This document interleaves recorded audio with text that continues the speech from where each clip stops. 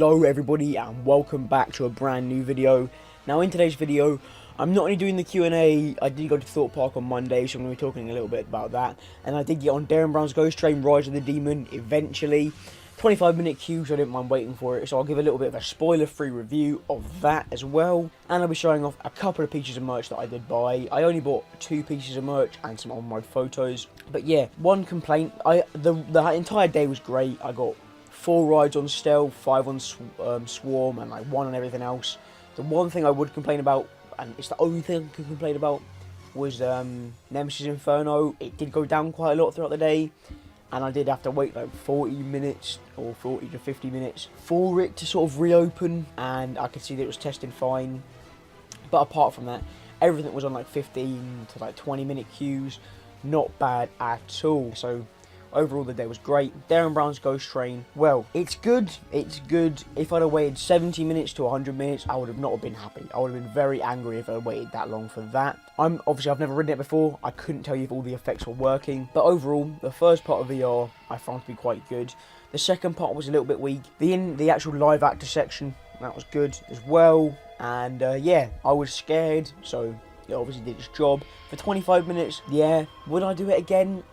I think I would only do it again if I was with somebody who hadn't done it before, and then they were like, I want to do it. I'd say, that's fine, I'll do it with you. But if I was with a group of people or by myself, and all of us had done it before, I wouldn't queue for it again, purely because it's a story-based attraction, and I think some of the scare and fear comes from the shock factor of what's actually happening. So yeah, first piece of merch I picked up was actually from Nemesis Inferno. It's a brand new pin badge, probably my favourite pin badge that I do own. So yeah. Basically, I saw it. I don't have a pin badge or any merch for Nemesis Inferno, and I decided to pick it up. No mugs were purchased this time. I did see they had like a mug set for like £15, but all the mugs look sort of basic and not really like detailed ones that I like, so I didn't pick it up. But I also did pick up one other piece of merch, which is probably one of my favourite pieces of merch that I actually do own, right? And I'll show you that now. So yeah guys, hopefully you can all see that. I did pick up the Darren Brown's Ghost Train backwards clock. I'm not going to lie, the merch in the Darren Brown's Ghost Train shop is absolutely impeccable. Probably definitely the best shop in Thorpe, and definitely some of the best merch, purely because of how sort of like weird, freaky and well fitted or well suited the merch is to the ride. I think I wanted to buy some merch for it because it was a good attraction and it is an attraction. But I thought, I was thinking about getting the levitating train, but I don't want to spend £50 just yet. But if I ever get to the situation where I have £50 on me and I'm willing to spend it, I will buy the levitating train because I really do want to buy it. It does look cool. But you know, I brought the backwards clock. I thought it was going to be like £20–30. It was only £10, so I thought, couldn't really resist. And hopefully it should be going up just behind me there, so you're going to see it in all of my videos. But yeah, Darren Brown's Ghost Train, backwards clock. So yeah, now on to the part of the video that all of you guys have actually been waiting for. It's the Q&A. So some of you did send in some questions over Instagram, and I'll start with this one from Kai. He said, what do you prefer, Disneyland or Thorpe Park? See, this is actually a hard question, I'm not gonna lie, because Thorpe Park, if I was thinking purely about coasters, Thorpe Park straight away. They've got some intense coasters that are really good, top class. But Disneyland is something else. Like, it's a great feeling, the theming is out of this world, but then somewhat, I'm not a big fan of Disneyland theming.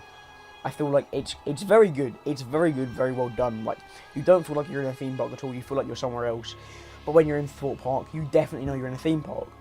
But I think I kind of prefer the theming on like rides such as Swarm to rides such as like, I don't know, sometimes the Disney theming just is too much. But I think overall I'd say I prefer Disneyland because it's just so sort of immersive. If every single ride at Thorpe Park had the level of theming that Swarm does, I would pick Thorpe Park.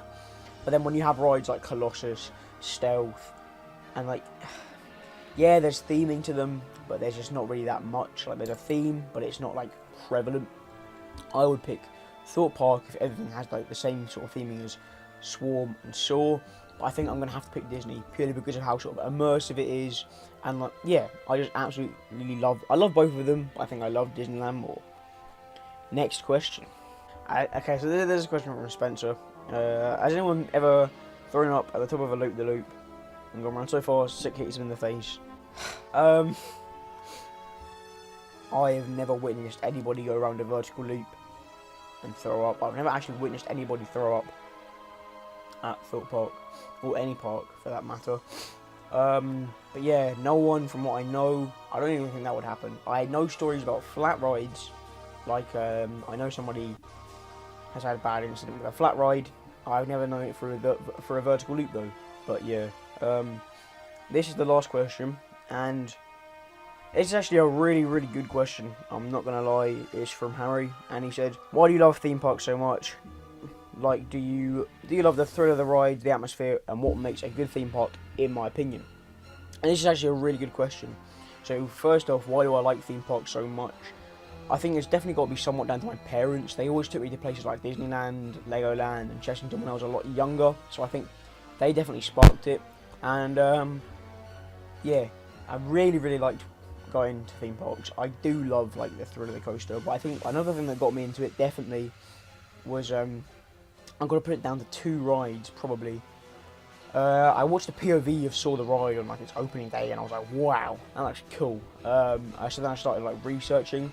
So I think I liked theme parks from the get-go purely because of where my parents took me.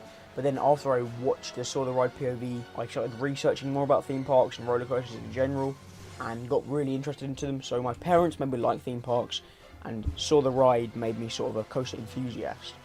And I definitely do love the thrill of the rides. If a park has a really bad atmosphere, it's awful. Like, it needs to have a really nice, fun atmosphere or a scary atmosphere. Or I think Thorpe Park does it well with areas being like really fun and joyful.